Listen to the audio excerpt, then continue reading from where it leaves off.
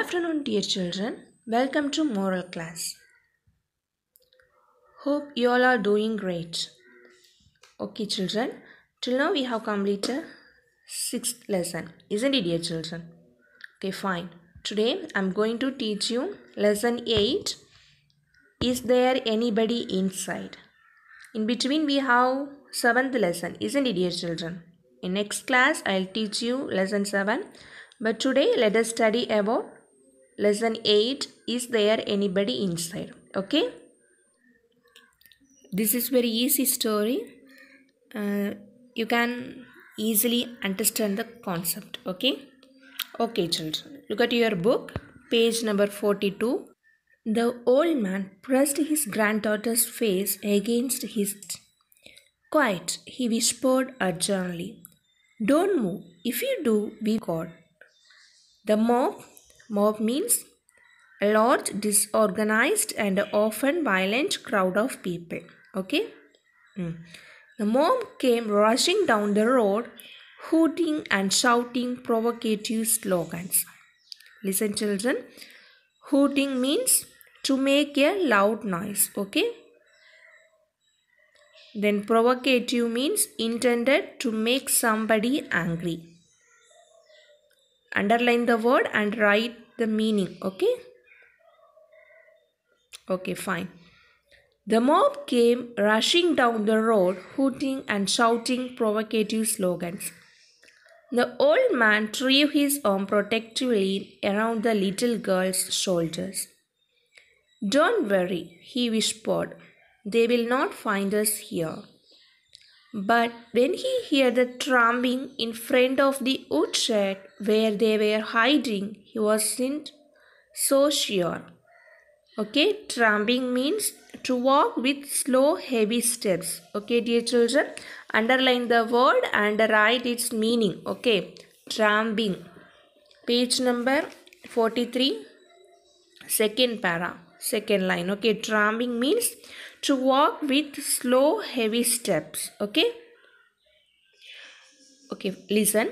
But when he heard the tramping in front of the woodshed where they were hiding, he wasn't so sure.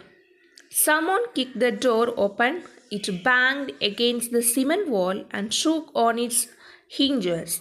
Framed in the open doorway, silhouetted against a red sky, stood two men.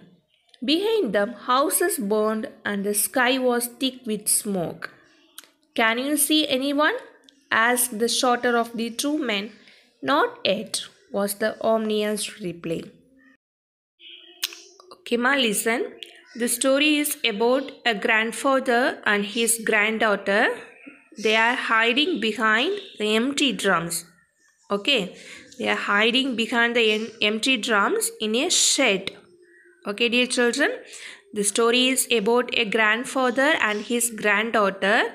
They both hiding behind empty drums in a shed from a mob. Okay, mob means, already I told you, a large, disorganized and often violent crowd of people. Okay, from a mob they are hiding. Okay. That time the mob came rushing down the road shouting provocative slogans. Okay, they are shouting provocative slogans. Provocative means intended to make somebody angry. Okay, the mob came rushing down the road shouting provocative slogans. Okay, why they are coming like that? Yes, they are causing riot and burning the houses. Okay, they are burning the houses. Some problems going around, so that they are burning the houses.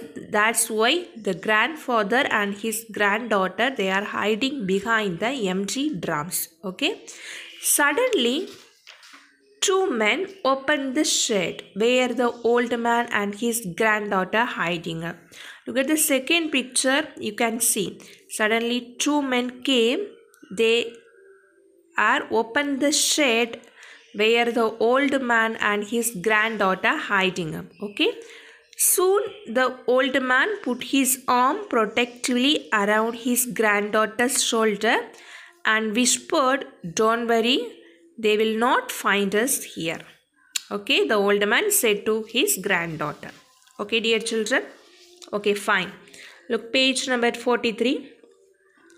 Can you see anyone? Asked the shorter of the two men. Not yet, was the ominous reply. A torch flashed, its beam pierced the semi-darkness of the shed. The old man shrank back against the stacks of firewood, hoping that the empty drums in front would shield them from the searching light. Eyes wide with terror, he watched the light sweep over the piles of wood, then zigzag over the peeling walls. It moved up to the ceiling, plunged down, and crept slowly over the uncemented floor, probing the piles of charcoal, drawing closer and closer. The powerful beam hit him in the eyes. Stacks means a lot of something, then charcoal means a black substance that is produced from a burned wood. Okay, underline the word, underwrite its meaning. Okay, listen. Page number 43, last. Before the old man could turn his face away from the blinding light, his eyes caught the face of the tall, dark intruder. For a moment, their eyes met and held. He knew the man.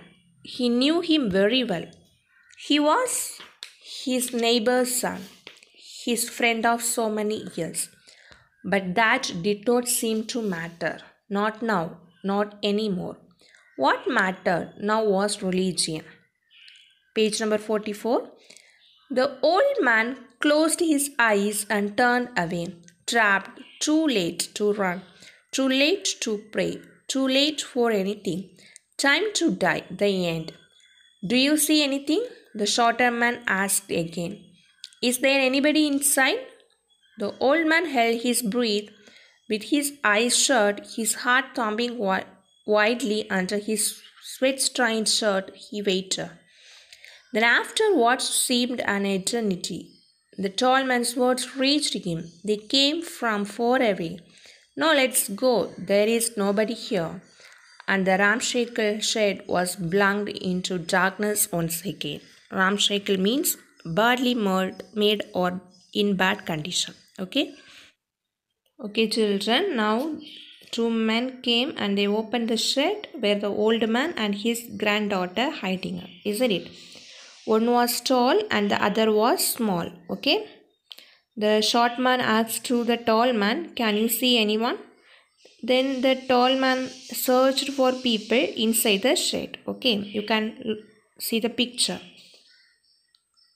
The tall man searched for people inside the shed. Once a torch beam hit the old man, both of their eyes met. They faced each other. Okay, the tall man found out the grandfather. Okay, both of their eyes met. They faced each other. Then the old man recognized him as his neighbor's son. Okay, the tall man was his neighbor's son. Anyhow, he is a friend of him, but that did not seem to matter. Not now, not anymore. Okay. Then the old man thought, too late for anything. This time to die came the end. Like that, the old man thought himself. Okay.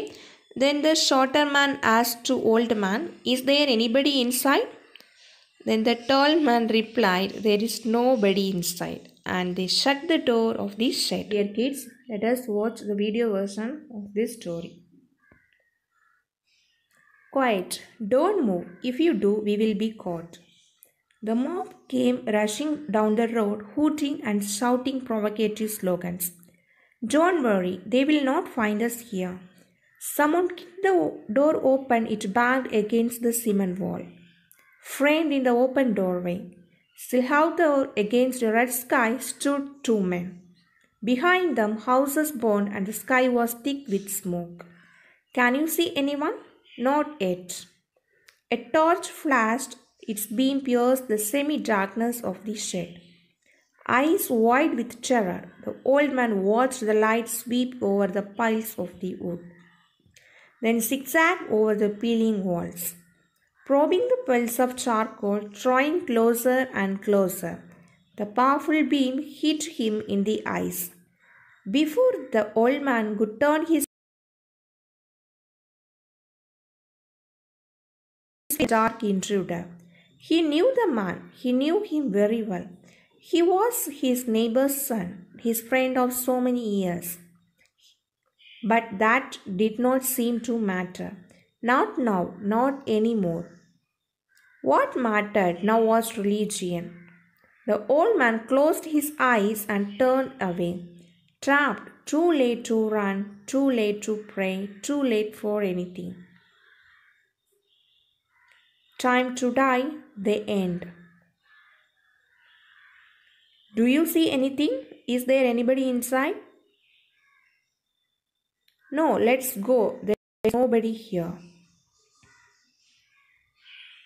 And the ramshackle shed was plunged into darkness once again.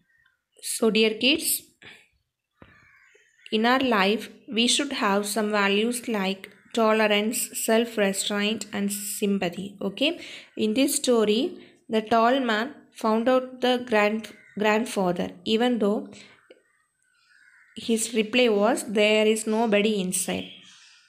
It shows the tall man, he has sympathy towards grandfather, right? So like that, in our life also, we should have sympathy towards other people. Okay, dear children, what is meant by tolerance? Do you know? Tolerance. Yes, it means acceptance, ability to deal with the situation. Then self-restraint means the ability to control your own emotions and actions. Okay, dear children? Ability to control your own emotions and actions. And sympathy and understanding of other people's feelings, especially their problems. Okay, we should understand other people's feelings. Okay, dear children, sympathy means understanding of other people's feelings, especially their problems. Okay,